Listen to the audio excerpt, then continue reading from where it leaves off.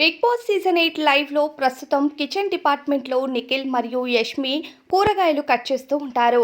ఇక నిఖిల్ని యష్మి ఇలా అడుగుతుంది, ఏరా నిఖిల్, ఈ మధ్య చాలా డల్గా కనిపిస్తున్నావు, అసలు ఏదో మాట్లాడాలి ఆడకూడదు అన్నట్టే మాట్లాడుతున్నావు, ఏం జరిగింది అంటూ యష్మి చాలా నైస్గా ప్రశ్నిస్తుంది నిఖిల్ని. అయితే నిఖిల్, ఏమో నేను నార్మల్గానే ఉన్నాను, నీకే అలా అనిపిస్తుంది అంటూ నిఖిల్ సమాధానం చెప్తాడు.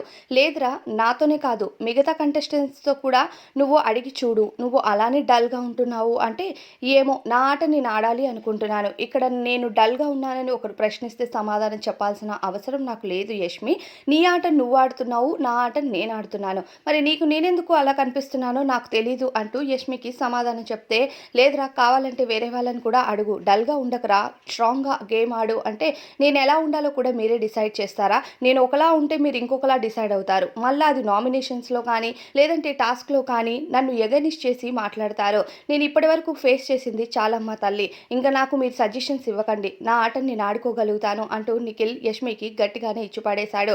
యష్మికి ఇచ్చిపడేసిన విధానంపై మీ అభిప్రాయం ఏంటి అన్నది కామెంట్స్లో చెప్పండి. మరి యష్మి చేసింది కరెక్టా, నిఖిల్ కరెక్టా అన్నది.